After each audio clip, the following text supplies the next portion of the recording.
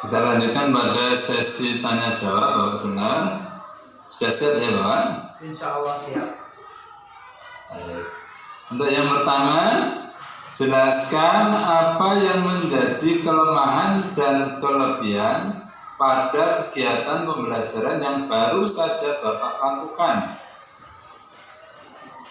Silakan. Baik, Bismillahirrahmanirrahim. Kita kondisikan di situ, insya Allah ada 3 metode. Yang pertama metode serama, dan yang kedua metode diskusi dan tanya jawab. Sebelumnya kita menjelaskan tersebut atau menjawab itu, bila mana ada tutur kata dan sebagainya, mohon maaf yang tidak bersama. Terima kasih. Metode serama, di situ ada sebuah keunggulan. Keunggulannya adalah dengan kondisi metode serama, di situ akan terkondisi atas terlihatnya sedikit murid yang tertidur, bahkan mereka akan lebih aktif pada sebuah materi pelajaran sehingga akan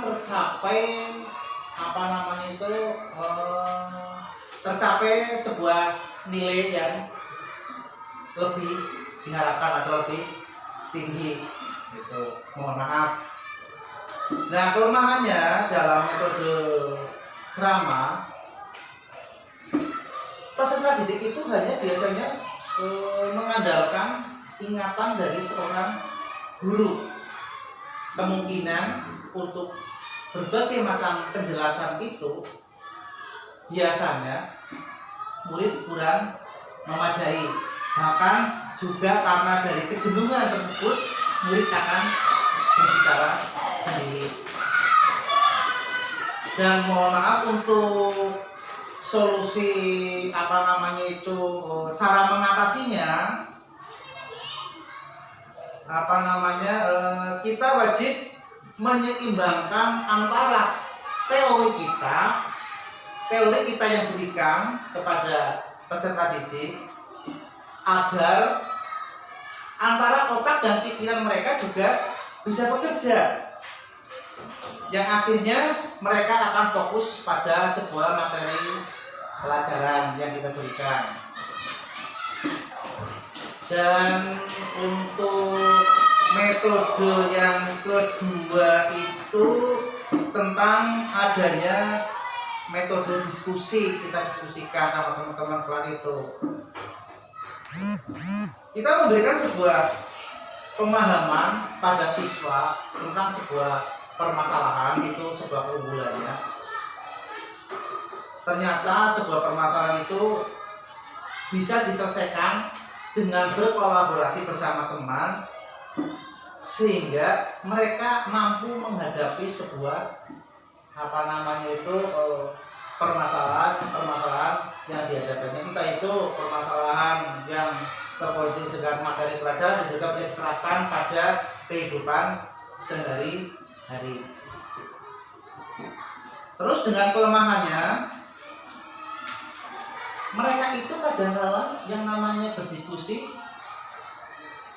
siswa itu ada yang beberapa siswa yang katakanlah bahkan berbicara sendiri, tidak fokus pada suatu pokok permasalahan. Dan juga untuk daya tangkap hal tersebut, untuk siswa yang tangkapannya kurang baik, pola pikirnya suka bermain sebagai sendiri, kita mengambil sebuah solusi untuk, mohon maaf, yang pola pikirnya lebih hot, kita gabungkan dengan kelompok yang lebih hot, yang pandai dengan yang pandai, yang sedang dengan yang sedang, yang masih kurang memahami sebuah materi pelajaran, kita juga kondisikan dengan anak-anak yang lemah untuk menangkap tersebut. Sehingga kita sebagai seorang guru, kita dapat mengkontrolnya dan juga serta bisa membimbingnya untuk fokus pada sebuah permasalahan yang dihadapinya. Itu sebuah kondisi untuk solusi bahwa dari kelemahan dan keunggulan metode dari diskusi itu kita mengambil cara mengatasinya, salah satunya seperti itu. Dan untuk metode yang terakhir yang tanya jawab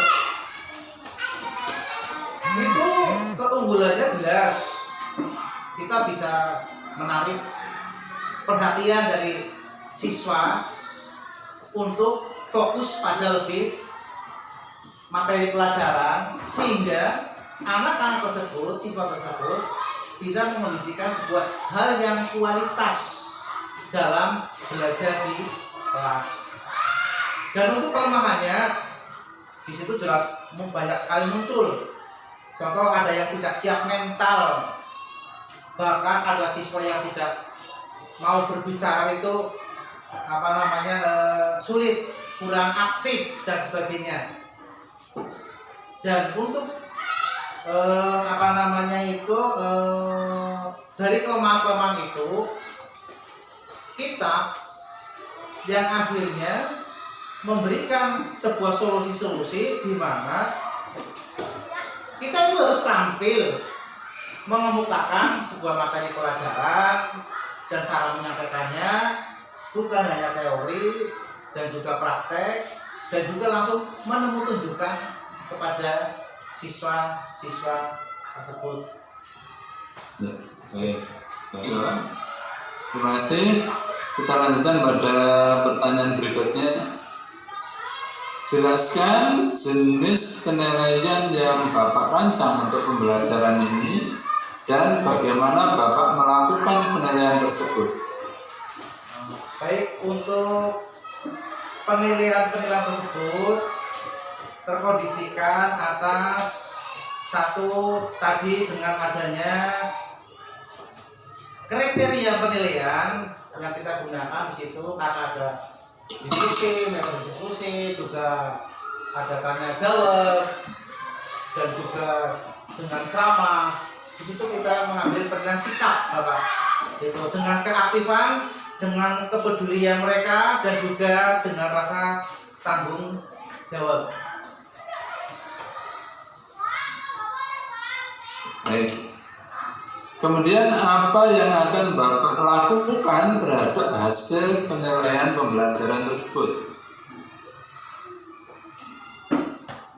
Setelah kita melakukan pembelajaran dan kita melakukan sebuah evaluasi yang akhirnya siswa itu satu bisa memahami materi apa yang kita berikan, dan mereka itu mampu menerapkan pada dirinya, yaitu di lingkungan rumah, di lingkungan sekolah, dan nantinya tentunya juga di lingkungan masyarakat.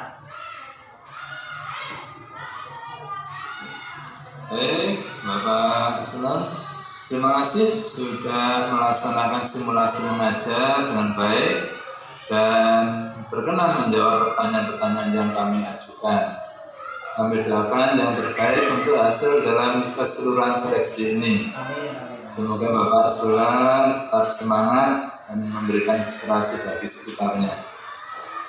Kami berdoa mohon maaf apabila selama kebersamaan ini ada tutur kata atau perilaku yang kurang berkenan di hati Bapak Sulan. Untuk kegiatan ini bisa kita akhiri. Salam sehat selalu. Selamat pagi. Assalamualaikum warahmatullahi wabarakatuh. Waalaikumsalam warahmatullahi wabarakatuh.